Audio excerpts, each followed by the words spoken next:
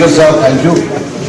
मेरा एक रिक्वेस्ट रहेगा सर, बिलखुसूस चीफ मिनिस्टर साहब से कि प्लीज मुझे बोलने दीजिएगा, थोड़ा चार्ज हो गया आपका, तो प्लीज बोलने दीजिएगा। और वो जो आप एक दूसरे को करते हैं कि चीफ मिनिस्टर साहब आपको बोल रहा था, आप बिजी हैं, आई हैव अ रिक्वेस्ट, इनको बोलना मुझे बोलने दें, बीच में नहीं करना। जो आपको चोरी चोरी ऐसे करते हैं ना, वो नहीं करना, आप उठाना नहीं, वो ऐसे आप जो करते हैं वो नहीं करना।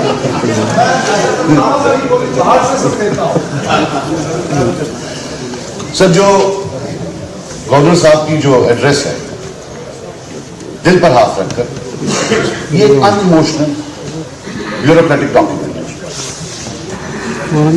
ये एलजी साहब को ज्यादा खुश करता है और लोगों को कम खुश करता है। इससे एलजी साहब खुश हो गए, मुझे नहीं लगता लोगों के लिए कोई खुशी है। एक अनइमोशनल डॉक्यूमेंट, अभी सबने बोला हमको जेल लिया, 370 लिया, स्टेटहुड लिया, 35 से लिया, लेकिन उसका कोई जो दूर दूर तक जिक्र नहीं है। इट सीम्स कि we live in a fairy tale world, और उस फेरी टेल में एवरीबडी लिव हैप्पीली आफ्टर, किसी को कोई प्रॉब्लम नहीं, डेवलपमेंट जबरदस्त हो रही है। इतना अनइमोशनल क्या कश्मीर के लोगों को, जम्मू कश्मीर के लोगों को, is it a luxury to express pain? और अगर यहां नहीं बोलने देते, आप भी नहीं बोलने देते हैं, तो फिर वहां बाहर सीढ़ियों पर क्यों बोलते हैं? This is where people have sent us. ये अपने लोगों ने यहां भेजा हुआ, सीढ़ियों पर तो नहीं भेजा हुआ। अगर आप यहां नहीं बोल रहे तो वहां क्यों बोल रहे हैं?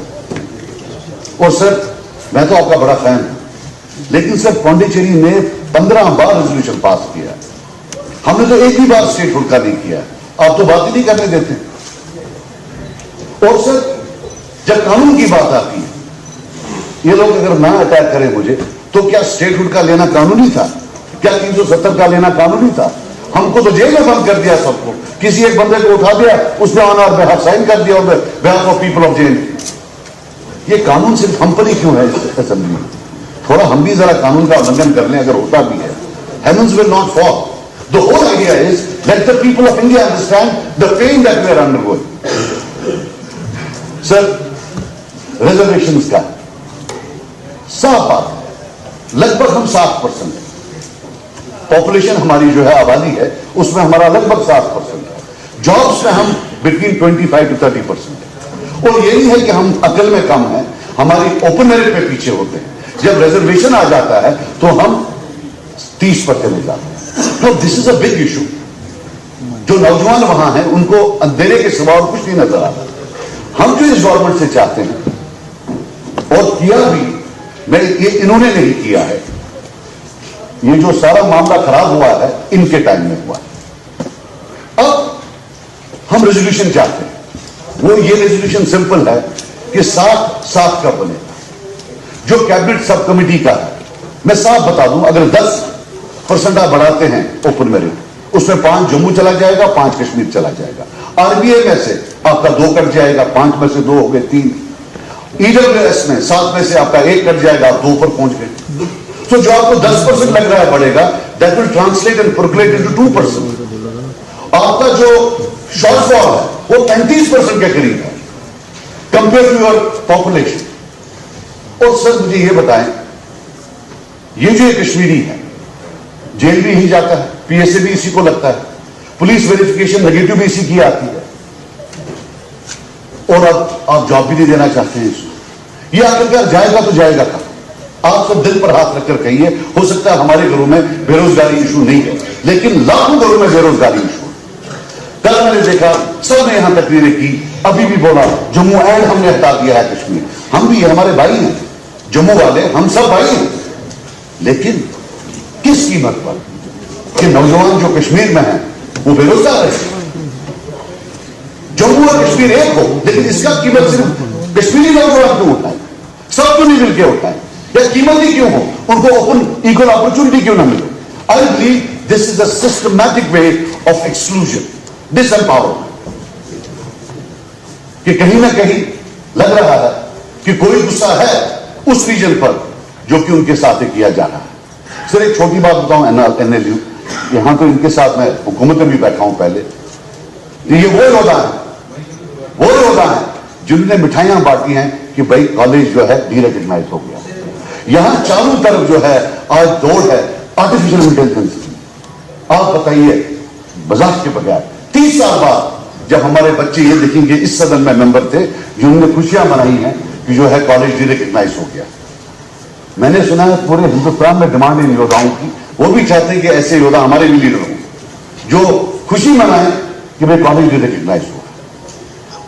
No ill will, trust me, not a drop of blood in my body which has any ill will for the people of Jammu. But let them also look at Kashmiris as their own children. बहुत हो गया अदरवाइजिंग। ये जो कश्मीरी है बेचारा, जहां भी जाता है वहां एक नैरेटिव बना है कि ये तो मुल्क के खिलाफ है, हम तो मुल्क के हक में। लेकिन जब टेररिस्ट को फाइट करना होता है तब कश्मीरी मुस्लिम वहां होता है। आप जम्मू कश्मीर पुलिस की डिटेल देखें, मैं झूठ नहीं बोल रहा हूं, लेकिन 90% of those who have martyred themselves, sacrificed their lives, they are Kashmiri Muslims. And yet you otherize them कि ये तो देश के खिलाफ है। सो अगर कोई गलती करता है वो आप बड़ा मैग्नीफाई करते हैं, और जो बाकी हैं उनका आप नामो निशान कहीं नहीं लेते। This I believe now is the point when I would pray that you all keep quiet. This is a bigger event in terms of ramifications than 1987. ये जो रिजर्वेशंस का मामला है, आप याद रखना मेरी बात, मैं यहां इस असेंबली में बोलता हूं, आने वाले कल में ये सबसे बड़ा एक वो इवेंट होगा जो अल्लाह माफ करे कहीं फिर हमारे लिए बहुत बड़ी मुश्किलातें में पैदा करे। सर, मैं तो चाहता था कि मैं गवर्नर एड्रेस के बारे में ही ज्यादा बात करूं, लेकिन हमारे एनसी के कुछ भाई हैं, कल भी आज भी उनने कुछ पुरानी बातें की, तो बेटर है कि मेरे पास अपॉर्चुनिटी मिली है तो मैं उसको रिप्लाई करूं और ये भी सुने। इनका नंबर ज्यादा है, इन्होंने अल्हम्दुलिल्लाह इतना सच बोला है कि मैं एक अकेला यहाँ हूं, और अपने सच या झूठ से तो बहुत ज्यादा है वहां, तो मैं इनका मुकाबला नहीं कर सकता हूं। सेंटर हमारे खिलाफ है, अभी बोला ये मेंबर साहब, अगर खिलाफ है तो 75 में सेंटर से कौन आया, मैं आया या आप आए? प्लीज प्लीज यार, आपकी ताली से हमारे जाते हैं वहां, आप सबकी ताली बचाओ। नहीं नहीं, वो भी आ जाऊंगा, आ जाऊंगा, आप बहुत जाऊंगा।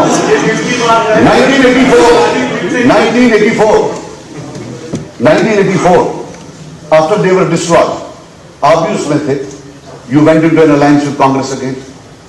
अगर इतने खराब थे तो उनके साथ अलायंस क्यों? फिर 1987 एंड डैश ऑफ 1987 बोलूंगा तो ये शोर करेंगे।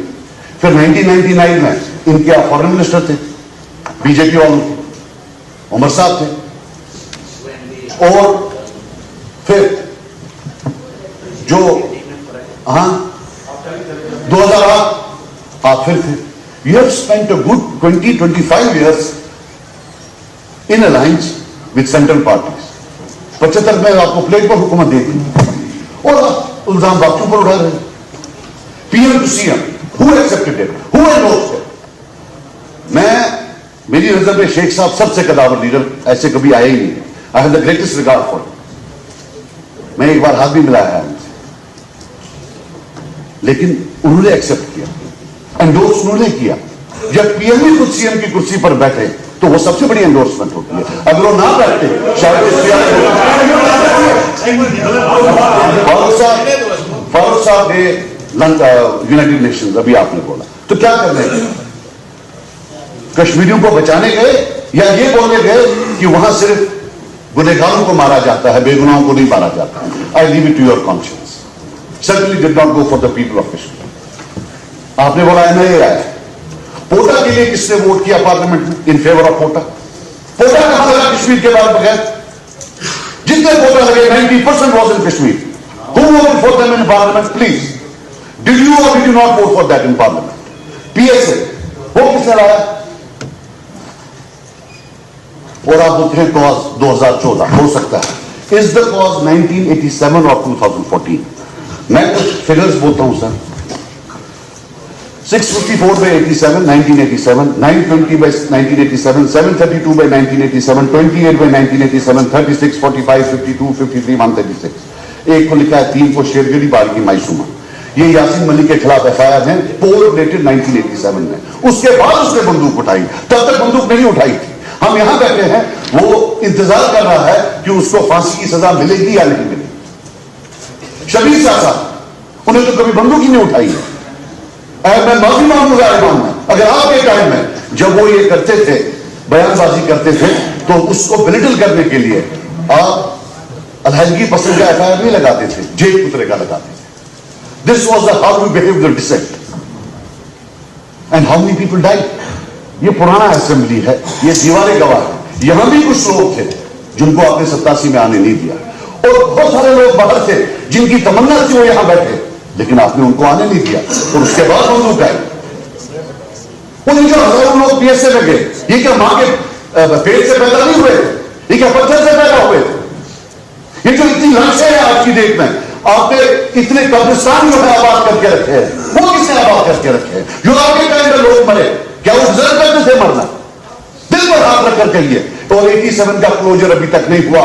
हजारों नौजवान अभी भी वेट कर रहे हैं कि उनको कन्विक्शन होगा या नहीं होगा, उनको फांसी होगी या नहीं होगी, उनको उम्र कैद होगी या नहीं होगी। This is one of the most dangerous legacies that you can perhaps bequeath to a nation. और मुझे ये बताएं, एफआईआर अभी थोड़ी देर पहले 1996 के एफआईआर 1996 के एफआईआर में वो जावेद मीर साहब और शकील बख्शी साहब को पकड़ना। जनाब, जितनी भी हुकूमतें हैं, चाहे इनकी थी, पिछली 7 पीढ़ियों के लिए और अगली 7 पीढ़ियों के लिए एफआईआर लगे हुए। आज की सरकार उठाकर वही इस्तेमाल करती है जो पीछे बनाया गया है। उठाकर मेरे वालिद मोहतरम का नाम भी उसमें था, तो मुझे भी मालूम पड़ गया, लगता है ग्रामर में कहीं गलती हो गई। मुझे भी मैसेज है, भाई चुप करके बैठ, ज्यादा बातें मत किया, जिसमें इन 2 को पकड़ा। ये एफआईआर कहां से? ये police verification. Have they not used police verification in their time? Collectively, no, they have. I was denied passport because they said your father was a separatist. It was your CID chief who gave it. It was used with impunity and started perhaps in 1996. Collective punishment. कि अगर तेरा चचेरा भाई सास है, तेरे सारे खानदान को जो है हम पुलिस वेरिफिकेशन दे। आज क्या हो रहा है? इतनी मेहनत करके कोई जॉब कर रहा है, उसके बाद पकड़ा देते, नहीं तुम्हारा जी जो है पुलिस वेरिफिकेशन जो है ये खराब। अब ये बोलते हैं कि साहब अभी इन्होंने बोला, लेट्स स्टॉप, लेट्स वेंट, गुस्सा नहीं करना। अभी इन्होंने बोला कि हमारे ऑनरेबल सीएम साहब, फारूक साहब पीएम साहब के पास गए और उन्होंने झूठ उनको बोला 2014। अगर झूठ बोला होता तो क्या फिर शॉल डालते? तो शॉल नहीं डालना चाहिए था कि साहब आपने मुझे झूठ बोला, मैं शॉल नहीं डालूंगा। फिर शॉलों की इतने क्यों बढ़ाई? आप मेरी बात सुनिए, टाइम हो रहा है। सर आप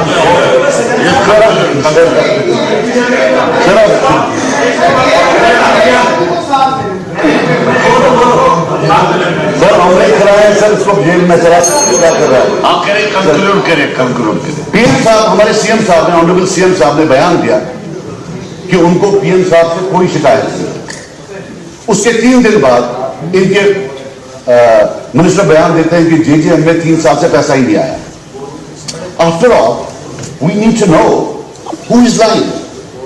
why is it one set of rules when you talk to Delhi and another set of rules when you talk to the people of J and K? ये जो आपका एक पुराना सिस्टम है कि वहां दोस्ती रखो और यहां के डिस्कॉर्ड करो, it has wreaked havoc with the lives of people of J and K. Let's put an end to it. उधर भी एक चीज बोलो, इधर भी एक चीज बोलो। बाकी सर मैं शुक्रगुजार हूं आपका, आपने टाइम दिया, and I am really thankful to the honourable CM, he ensured that I was allowed to speak. Thank you. Nazir Ahmad Gurezi sahab. Jammu एचईवेज private limited अब लेकर आए हैं सुकेम लिथियम बैटरी इन्वर्टर्स की नई रेंज, जिसमें स्मॉल साइज में आपको मिलेगी ई रिक्शा की सिंगल बैटरी, 1250 वॉट का इन्वर्टर, 2500 वॉट के इन्वर्टर्स, 5 किलोवाट के इन्वर्टर्स, जिस पर आप चला सकेंगे 1.5 टन के 3 एसी, जबकि 11 किलोवाट के इन्वर्टर्स पर आप चला पाएंगे एक साथ 6 AC सुकेम आपको 100 किलोवाट तक लिथियम इन्वर्टर्स उपलब्ध करवाएगा। इसके साथ ही सोलर सिस्टम में भी सुकेम लेकर आया है 3 किलोवाट से लेकर 100 किलोवाट की लिथियम हाइब्रिड इन्वर्टर्स। तो देर किस बात की, आज ही आएं। हमारा पता है Jammu HEVs private limited, plot number 37, yard number 6, transport Nagar Jammu.